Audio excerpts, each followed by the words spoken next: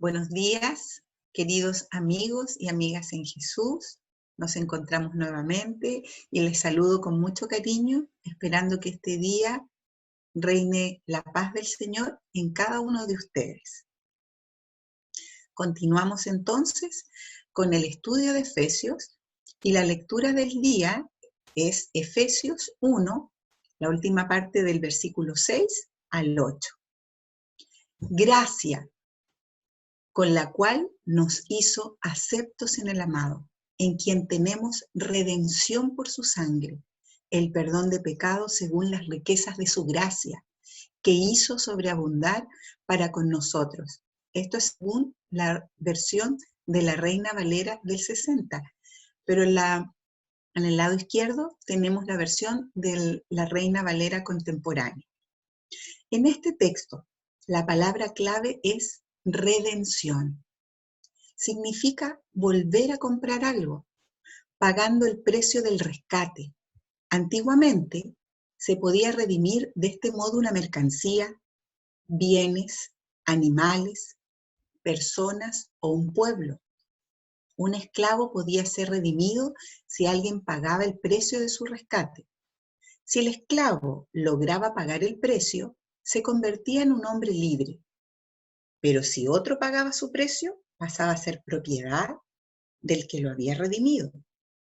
Los israelitas fueron redimidos por Dios de la esclavitud de Egipto. Por eso se convirtieron en el pueblo de su propiedad. También en Egipto, los primogénitos fueron redimidos de la muerte mediante la sangre de un cordero. Por eso, todo primogénito era consagrado a Dios.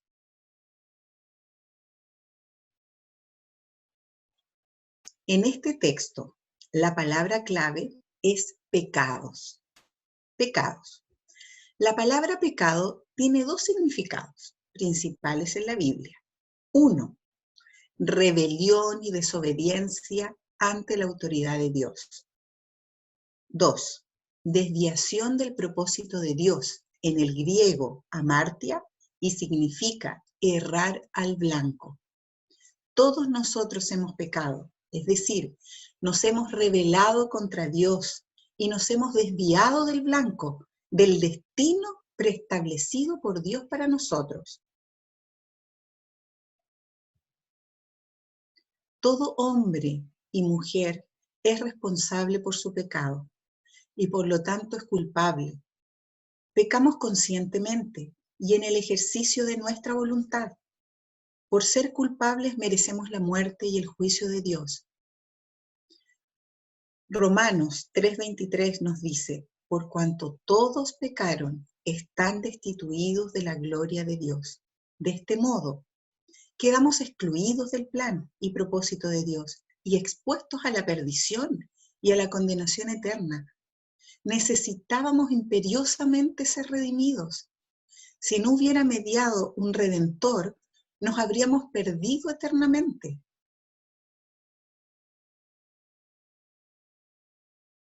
En parte del capítulo 6, el versículo 7, nos dice en quien tenemos redención por su sangre, el perdón de pecados. Cristo, para redimirnos, se hizo hombre. Y habiendo vivido una vida santa y perfecta, cargó sobre su cuerpo nuestros pecados y culpas. Él padeció sobre la cruz, muriendo en nuestro lugar. Sufrió nuestro castigo, quitó nuestra maldición, pagó nuestra deuda, murió nuestra muerte. En la antigüedad, cuando un hombre pecaba, debía llevar al sacerdote un cordero como sacrificio por su pecado.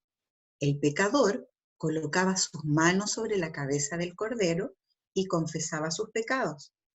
En ese momento, simbólicamente, sus pecados eran transferidos al animal. El sacerdote tomaba el cuchillo e inmolaba al animal inocente y derramaba su sangre. El cordero moría en lugar del pecador, que quedaba perdonado de sus pecados. Cristo es el Cordero provisto por Dios e inmolado en la cruz por nuestros pecados. El Cordero de la Pascua, sacrificado por nosotros, que voluntariamente derramó su sangre, dio su vida y nos redimió para Dios. Nos hizo el pueblo de su propiedad. Por eso los redimidos cantan al Cordero que hoy está sentado en el trono. Tú fuiste inmolado y con tu sangre nos has redimido para Dios, de todo linaje y lengua y pueblo y nación. Esto está en Apocalipsis 4:9.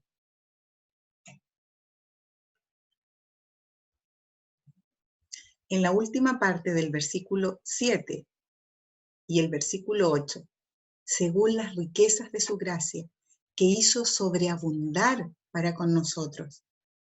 La redención es una obra de gracia, un favor inmerecido, pero aún siendo tan valiosa y significativa la palabra gracia, Pablo, admirado, la amplía más aún al decir, las riquezas de su gracia, que hizo sobreabundar para con nosotros.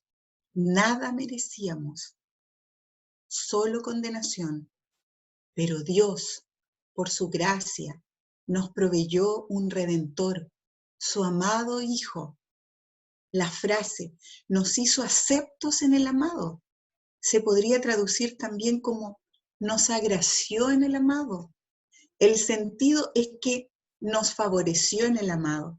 La misma palabra se usa en Lucas 1:28, cuando el ángel le dice a María, salve, muy favorecida o agraciada. ¿Cómo nos favoreció Dios al hacernos el objeto de su gracia por medio de Jesucristo? Aleluya. Y eternamente, aleluya.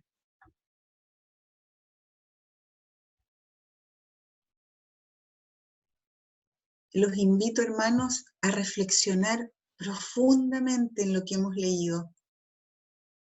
Palabra de vida.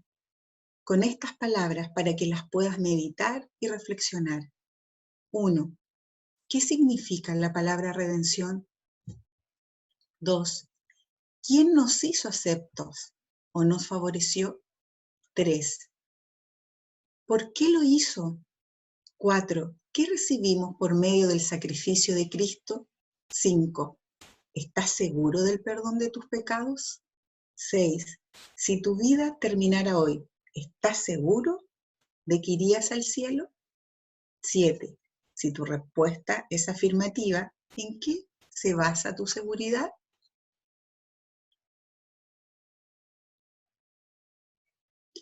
Si tu respuesta es negativa o tienes dudas, resulta importante que resuelvas este asunto cuanto antes.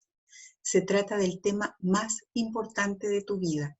Lee Romanos 10:9 y entrégale tu vida a Cristo, reconociéndolo como el Señor. Busca la ayuda espiritual de algún líder o pastor que te instruya en los pasos a seguir. Si confesares con tu boca que Jesús es el Señor y creyeres en tu corazón que Dios le levantó de los muertos, serás salvo.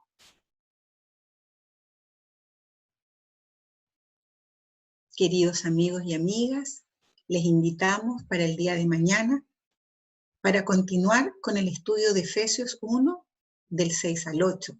El tema, Dios nos dio a conocer el misterio de su voluntad.